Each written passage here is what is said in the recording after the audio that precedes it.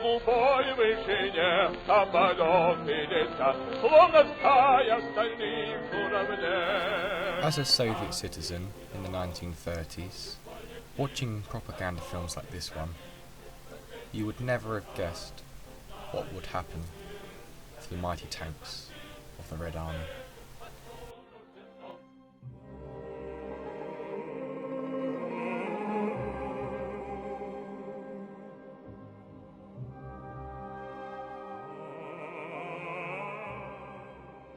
On the 28th of May 1930, the RKKA, the People's and Peasants' Red Army, signed a contract with Vickers for 15 twin-turreted E Model A tanks. The last arrived in the Soviet Union on the 22nd of October 1931. The Russians were impressed with the tank's mobility and ease of build, not to mention that the tank cost almost half that of the T-19. On the 13th of February 1931, it was decided to cancel the T-19 project in favour of the British V-26, the Russian name for the machine. The new T-26 tank was to be built at the Bolshevik plant in Leningrad. Production at the plant was disappointing to say the least. In 1932, the Bolshevik plant produced 1,410 tanks, of which only 950 were accepted into Red Army service. This statistic is the same throughout T-26 production. Despite all the problems at the plant, 11,218 T-26s of all marks were produced. The first production vehicles were almost identical to the British machines. Of a mixed bolt and weld construction, with 4 bogies with 4 rubber-rimmed wheels on each bogie. The tank had bulletproof armour, with a driver seated on the right of the tank, and a double-doored hatch. The tank was powered by a copy of the 90 horsepower Armstrong Signy engine. Initial production vehicles had 2 one-man turrets, each with a single DT-29 machine gun and an access hatch. These tanks are known as T-26 Model 1931. In 1932, an experimental T-26 was made with a PS2 gun in the right-hand turret. This was the same gun as in the experimental T-35 prototype. The gun had impressive statistics for the day.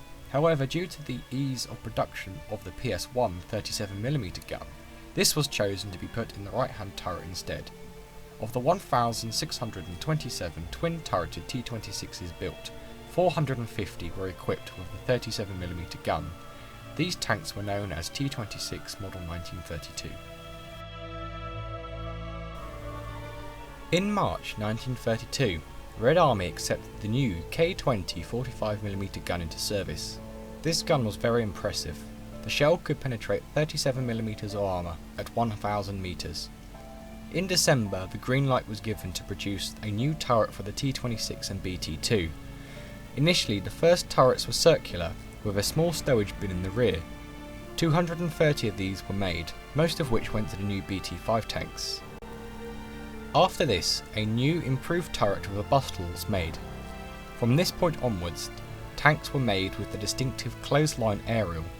These tanks were command tanks and averaged 1 out of every 5. These tanks are known as T-26 Model 1933. The T-26 Model 1934 looked outwardly identical to the 1933, but had different access panels. Again in 1935, efforts to improve the T-26 meant that a new 45mm Model 1934 gun was introduced to the tank. The gun was now semi-automatic when firing armour-piercing rounds, and a quarter-automatic when firing high-explosive rounds. The gun made it look outwardly different, being more rounded. These tanks are known as T-26 Model 1935. Also from 1933, tanks were being built of both welded and bolted construction. In 1937, P-40 anti-aircraft mounts and a rear-facing MG were added to the tank. These tanks are known as T-26 Model 1937.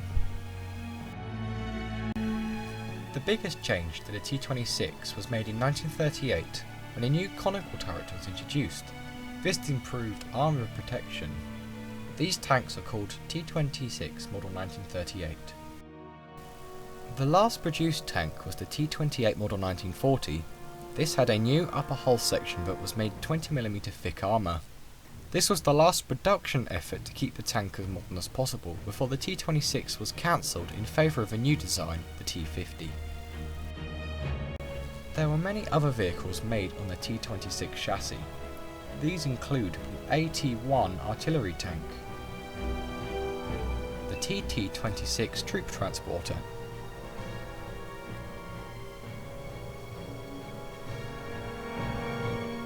the KHT-26 flamethrowing tank, and the OT-130 flamethrowing tank.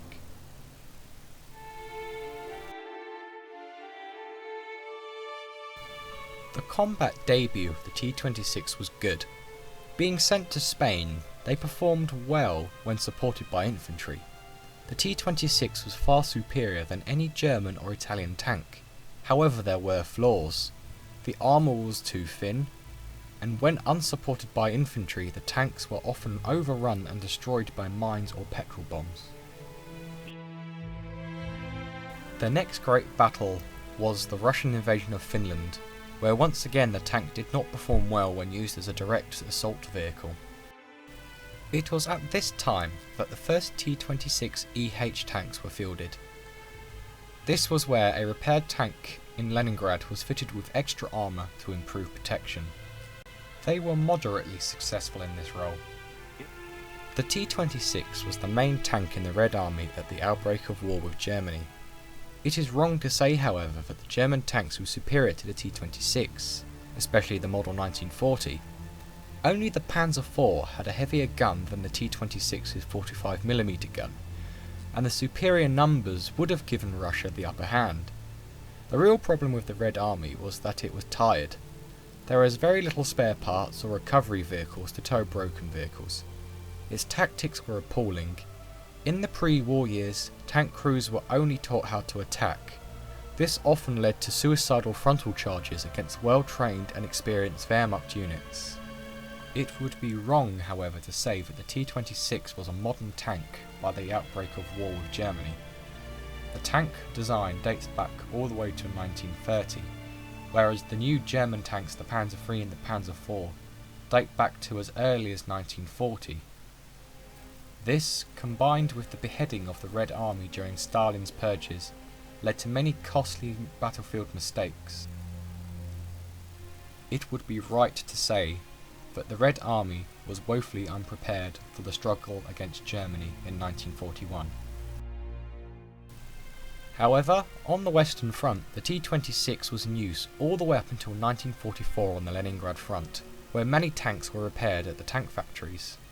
However, the last Russian battle to use the T-26 was in the Manchurian campaign.